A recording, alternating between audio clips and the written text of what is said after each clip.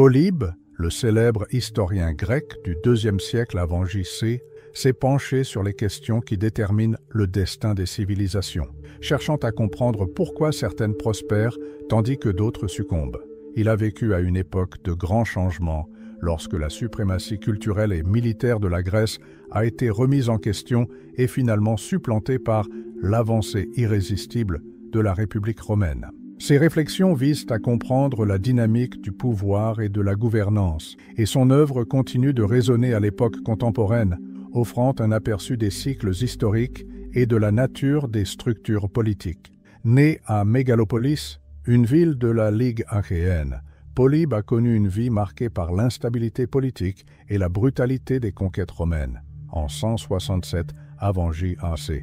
Sa ville a été vaincue par les Romains et il a été pris en otage à Rome avec un millier d'autres Grecs importants. Il y vécut comme un prisonnier de luxe, fréquentant l'élite romaine et assistant directement aux mécanismes politiques et militaires qui permirent à la République de conquérir de vastes étendues de territoire en peu de temps. Cette expérience directe, à la fois en tant que victime et en tant qu'observateur, a joué un rôle crucial dans la formation de sa perspective historique. Polybe a été profondément affecté par le déclin de l'hégémonie grecque, un contraste frappant avec les siècles précédents, lorsqu'Alexandre le Grand avait répandu la culture hellénique dans de vastes régions de la Méditerranée et du Moyen-Orient. Sous le règne d'Alexandre, la civilisation grecque s'est épanouie avec des villes prospères, des avancées intellectuelles et une architecture monumentale qui symbolisait son apogée culturel. Toutefois, cet âge d'or a été marqué par des divisions internes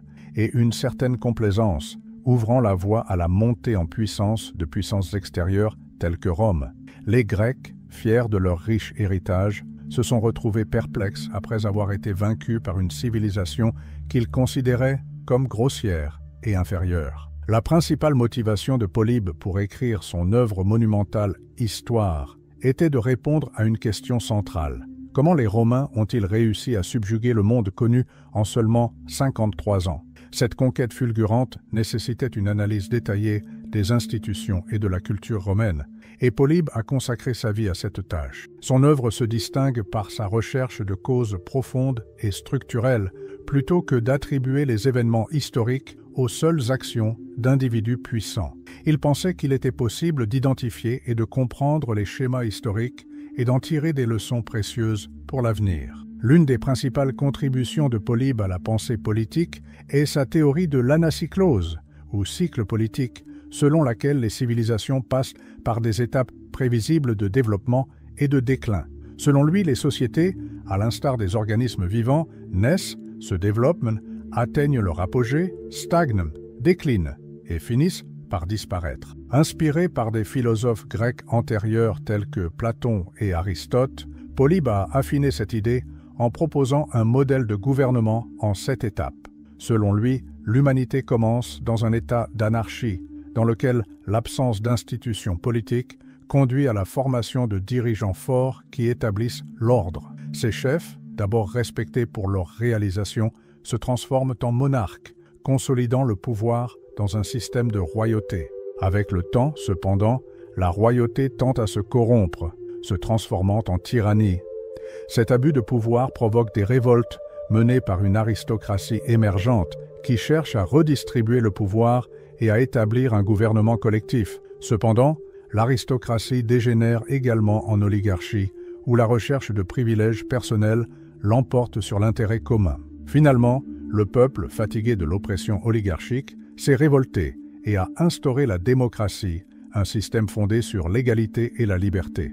Polybe estimait que la démocratie, bien que prometteuse à ses débuts, était également sujette à la corruption. Avec le temps, les générations futures ont tendance à devenir complaisantes, négligeant les valeurs qui sous-tendent la liberté. Des politiciens malhonnêtes, les démagogues, exploitent le mécontentement populaire, promettant des avantages immédiats tout en promouvant leurs ambitions personnelles. Ce cycle culmine dans un état de chaos et de désordre, connu sous le nom de règne des masses ou ochlocratie, qui aboutit souvent à l'émergence d'un nouveau dirigeant fort qui relance le cycle. Cette vision cyclique de l'histoire s'inspire de la propre expérience de Polybe, qui a assisté au déclin des cités-États grecs et à leur conquête ultérieure par Rome. Il a établi des parallèles entre la théorie de l'anacyclose et des événements historiques concrets tels que l'évolution politique d'Athènes. La ville, qui a commencé par une monarchie légendaire, a connu des périodes de tyrannie, d'aristocratie et enfin de démocratie, avant de succomber aux ambitions de dirigeants populistes et de connaître un déclin militaire et politique. L'analyse de Polybe met également en évidence le caractère unique du système politique romain, qu'il considère comme une solution innovante aux problèmes posés par l'anacyclose. En combinant des éléments de monarchie, d'aristocratie et de démocratie dans un système de gouvernance unique, Rome a réussi, selon lui, à ralentir le cycle de déclin qui affectait d'autres civilisations. La République romaine était gouvernée par un équilibre soigneusement calibré entre ces trois forces. Les consuls représentaient l'élément monarchique, le Sénat, l'élément aristocratique, et les assemblées populaires, l'élément démocratique. Selon Polybe, cette structure mixte offrait stabilité et flexibilité, permettant à Rome de relever les défis internes et externes. Toutefois, cette stabilité n'était pas garantie.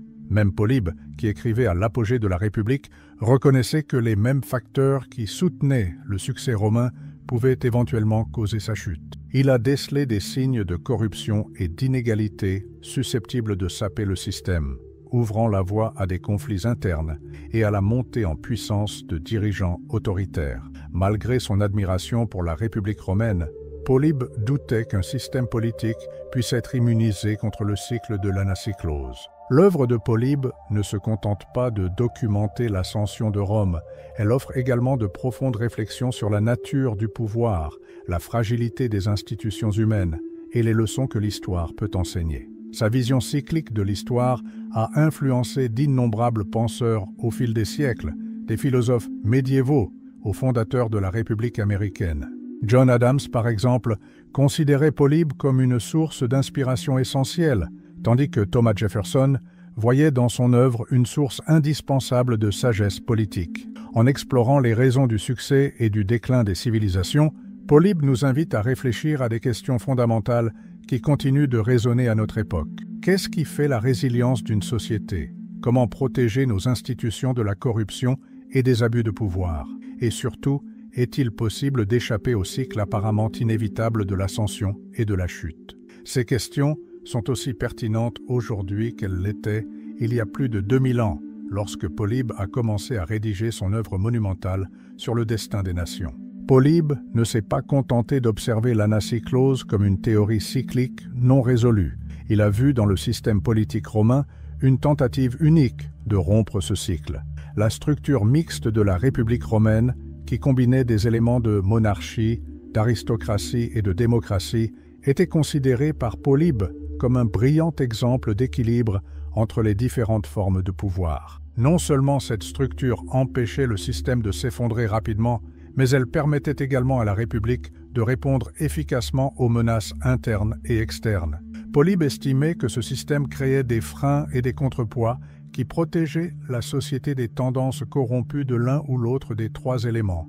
Les consuls, représentants de l'élément monarchique, étaient les magistrats les plus puissants de la République. Ils commandaient les armées, géraient les affaires étrangères et présidaient le Sénat et les assemblées. Malgré leur énorme pouvoir, leur autorité est limitée par la durée de leur mandat et la nécessité de coopérer avec le Sénat et le peuple. Le Sénat, quant à lui, symbolise l'élément aristocratique. Composé de membres de l'élite, il était chargé de formuler des politiques, de gérer les finances de l'État et de superviser les questions à long terme, telles que l'expansion territoriale et la diplomatie. Enfin, le peuple, par l'intermédiaire des assemblées populaires, exerçait l'élément démocratique, élisant les magistrats, votant les lois et participant directement aux décisions politiques.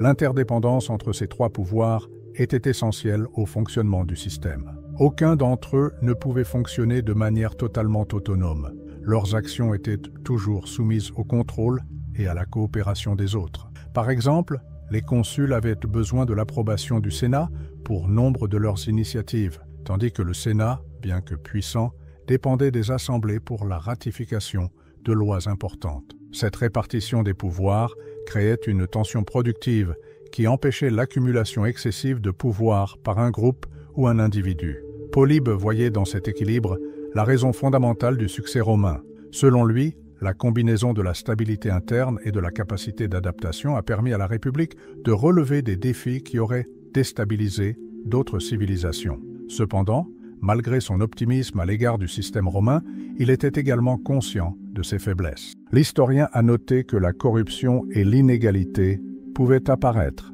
sapant progressivement l'équilibre qui soutenait la République. Le pessimisme latent de Polybe s'appuie sur son observation de l'histoire grecque. Il a vu comment les cités-États, qui ont d'abord prospéré sous des systèmes mixtes ou démocratiques, ont fini par succomber aux mêmes tendances à la décadence que celles prédites par sa théorie de l'anacyclose. Athènes, par exemple, a connu un déclin après la montée en puissance de démagogues qui ont exploité le mécontentement populaire pour faire avancer leur propre programme.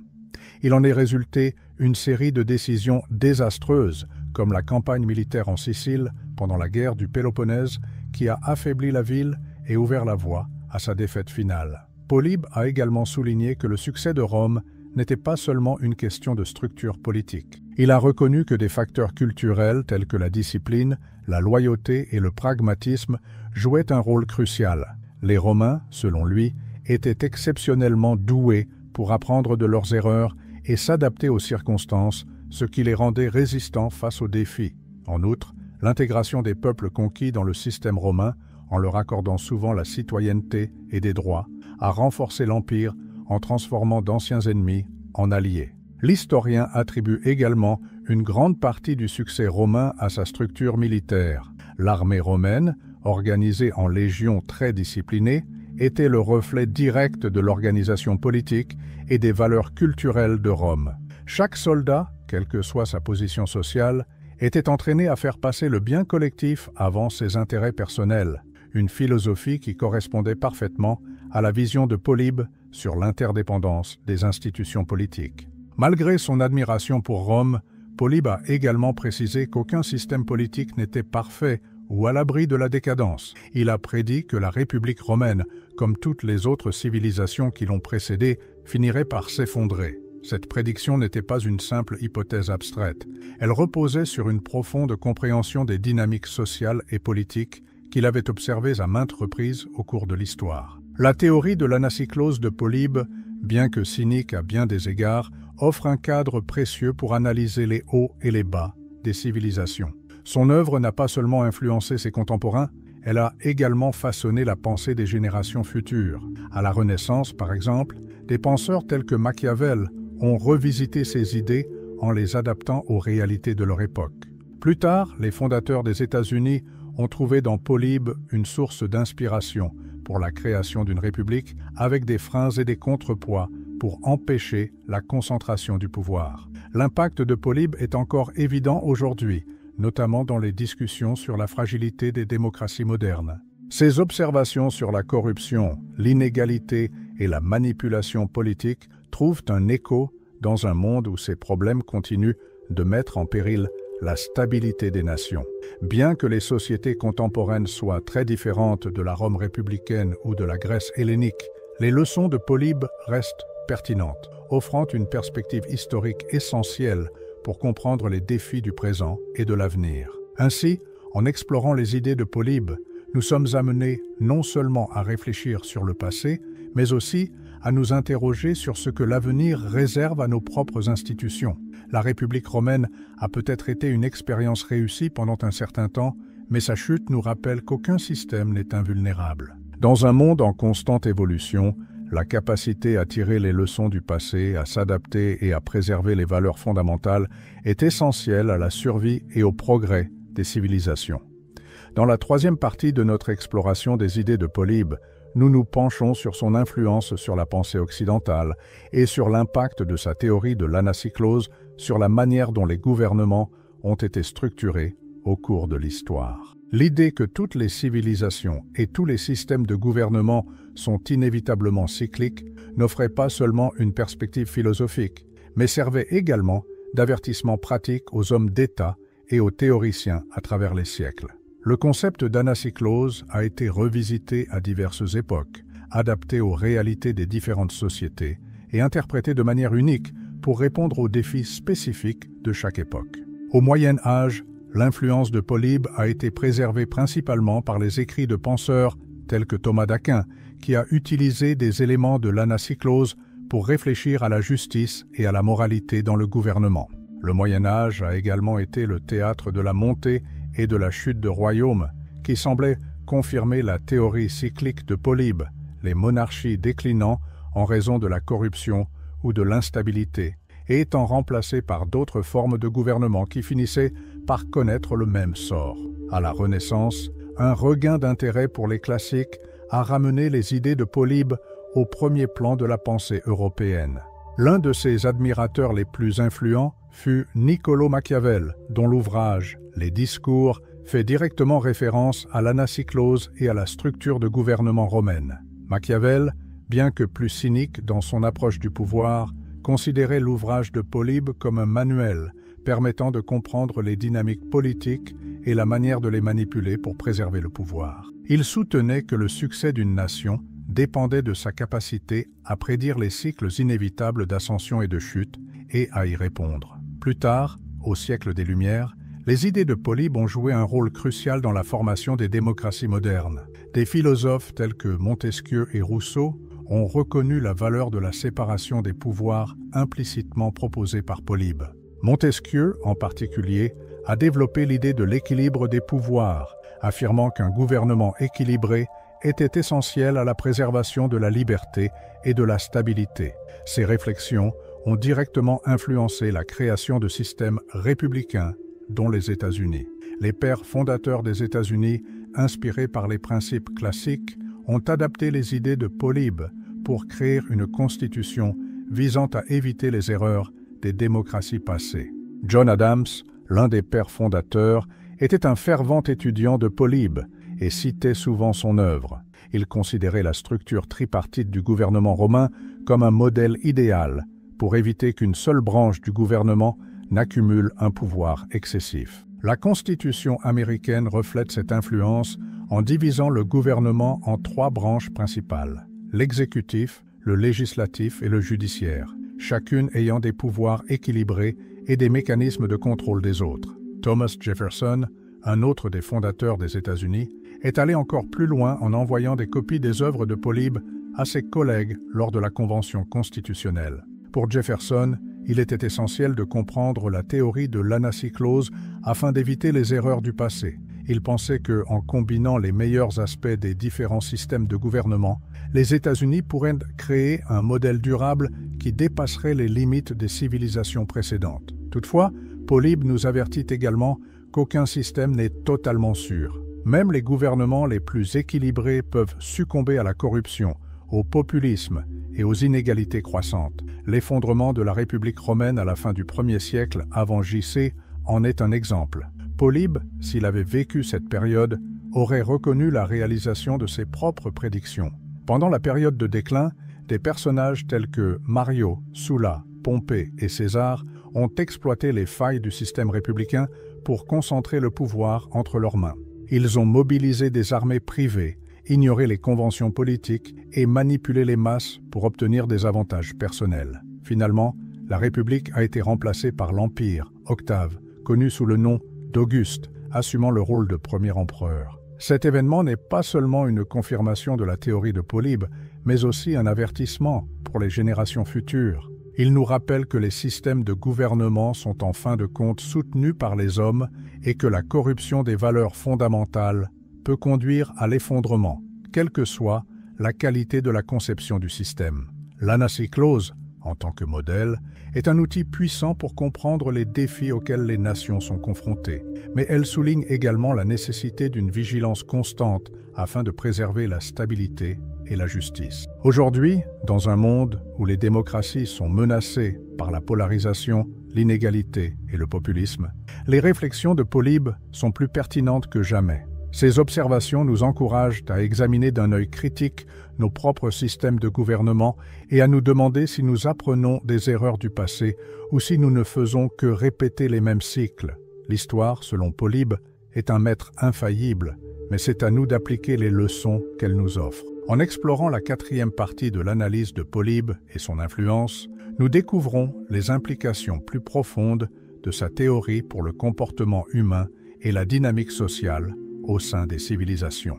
Polybe ne considérait pas l'anacyclose comme un simple cycle inévitable d'ascension et de chute des gouvernements, mais comme un reflet direct de la nature humaine et des tendances sociales qui façonnent les institutions politiques. Pour lui, les passions humaines, telles que l'ambition, l'orgueil et l'avarice, étaient à la fois la force motrice du progrès et les agents d'une destruction inévitable. Polybe soutenait que le succès d'une civilisation dépendait de sa capacité à contrôler ses passions par le biais d'institutions solides et de valeurs partagées. Lorsque les citoyens et les dirigeants d'une société s'engagent en faveur de la vertu et du bien commun, le système prospère. En revanche, lorsque l'égoïsme et la recherche du profit individuel prévalent, les institutions commencent à s'affaiblir, cédant la place à la corruption et à l'inégalité. Ce point de vue a été clairement influencé par l'expérience personnelle de Polybe, qui a assisté au déclin des cités-États grecs, ruinés, selon lui, par les divisions internes et l'ambition débridée de leurs dirigeants. L'une des contributions les plus remarquables de Polybe est sa perception de l'importance de l'équilibre entre stabilité et flexibilité au sein d'un système politique. Il pensait qu'un gouvernement efficace devait être capable de s'adapter à des circonstances changeantes sans perdre de vue ses principes fondamentaux. Cette idée, qui semble intuitive aujourd'hui, était révolutionnaire à son époque, où de nombreuses sociétés considéraient les institutions comme des entités immuables. Polybe a compris que la capacité à changer et à évoluer était essentielle pour éviter l'effondrement, un point qu'il a vu illustré par la République romaine, qui a été capable d'intégrer les peuples conquis et de transformer d'anciens ennemis en alliés. Pour Polybe, cette intégration n'était pas seulement une stratégie militaire, mais aussi un modèle d'intégration sociale et politique qui renforçait la cohésion interne de l'Empire. En accordant la citoyenneté, des droits et des opportunités aux populations conquises, les Romains ont créé un sentiment de loyauté et d'appartenance qui a consolidé leur pouvoir. En revanche, les cités-États grecs, souvent exclusives et hostiles aux populations voisines, n'ont pas réussi à nouer des alliances durables, ce qui les a rendus vulnérables face aux ennemis extérieurs. Polybe a également souligné le rôle de l'éducation et de la culture dans le maintien d'une société saine. Il pensait qu'une population éduquée et moralement consciente était essentielle pour prévenir le déclin. La République romaine, à son apogée, était marquée par une culture de la discipline, le respect des traditions et le sens de la responsabilité collective. Toutefois, Polybe avait également prévu que ces vertus pourraient être érodées au fil du temps par une richesse excessive et la recherche de plaisirs immédiats. Il en a vu les signes dans la décadence de Rome à la fin de sa vie, lorsque la corruption, le populisme et les divisions sociales sont devenues monnaie courante. Pour Polybe, la corruption n'était pas seulement un problème moral, mais une dynamique structurelle qui affectait tous les niveaux d'une société. Il a observé qu'au fil du temps, les élites avaient tendance à accumuler les richesses et le pouvoir, tandis que les classes inférieures devaient lutter pour leur survie. Cette inégalité croissante crée des tensions sociales qui finissent par exploser en révolte ou conduisent à la montée en puissance de leaders populistes qui promettent des réformes, mais contribuent souvent à déstabiliser le système. L'analyse de Polybe ne reflète pas seulement les défis auxquels les civilisations anciennes ont été confrontées, mais résonne aussi profondément avec le monde contemporain. La polarisation politique, l'inégalité économique et la manipulation des masses par des dirigeants ambitieux sont des problèmes qui continuent de mettre en péril la stabilité des nations dans le monde entier. Polybe nous offre une perspective historique qui éclaire ces dynamiques, nous aidant à comprendre que les problèmes auxquels nous sommes confrontés aujourd'hui sont, à bien des égards, des variations sur des thèmes anciens. Toutefois, la plus grande contribution de Polybe est peut-être son insistance sur la responsabilité collective. Il pensait que le destin d'une civilisation était entre les mains de ses citoyens et de ses dirigeants. Lorsque ces groupes s'engagent en faveur du bien commun et placent l'intérêt collectif au-dessus des ambitions individuelles, les civilisations prospèrent. En revanche, lorsque cet engagement était abandonné, le déclin devenait inévitable. En examinant les idées de Polybe, nous sommes amenés à réfléchir au rôle que nous jouons dans nos propres sociétés. Contribuons-nous au renforcement de nos institutions et de nos valeurs, ou laissons-nous la corruption et la division les affaiblir? Polybe nous rappelle que si les cycles de l'histoire sont inévitables, nos actions individuelles et collectives ont le pouvoir d'influencer leur direction. Dans la 5e et dernière partie de notre voyage à travers les idées de Polybe, il est essentiel de réfléchir aux leçons qu'il nous a laissées et à la manière dont nous pouvons les appliquer à notre époque. Polybe ne s'est pas contenté d'enregistrer les événements de son époque, il a également développé une profonde compréhension des cycles historiques et des dynamiques humaines qui façonnent le destin des civilisations. Il nous a montré que si l'anacyclose peut sembler inévitable, elle offre aussi une occasion unique d'apprendre et de se préparer.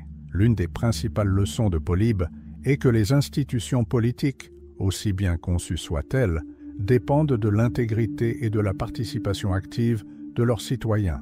Un système de gouvernement équilibré, comme celui de la République romaine, peut ralentir le déclin, mais il ne peut l'empêcher complètement sans une société vigilante et engagée. Ce principe s'applique directement aux défis contemporains auxquels sont confrontées les démocraties du monde entier. La corruption, la polarisation politique et le populisme ne sont pas des problèmes nouveaux, mais des menaces récurrentes qui exigent une réponse collective fondée sur des valeurs communes et un engagement en faveur du bien commun. Un autre enseignement important est la nécessité de l'éducation et de la sensibilisation. Polybe a souligné comment la perte des vertus fondamentales et l'affaiblissement des valeurs partagées peuvent accélérer le déclin d'une civilisation. L'éducation n'est pas seulement un outil de progrès, mais aussi un moyen de préserver la stabilité sociale et l'intégrité politique. Dans un monde en constante évolution, où les fausses informations et les manipulations abondent, la capacité à penser de manière critique et à agir de manière responsable est plus cruciale que jamais. Polybe nous enseigne également l'importance de l'équilibre et de la modération. Son analyse de la République romaine révèle que les systèmes qui combinent différentes formes de gouvernement peuvent être plus résistants que ceux qui s'appuient exclusivement sur un seul modèle. Cette idée est particulièrement pertinente en période de division car elle nous rappelle que les solutions équilibrées et collaboratives offrent souvent les meilleurs moyens de surmonter les conflits.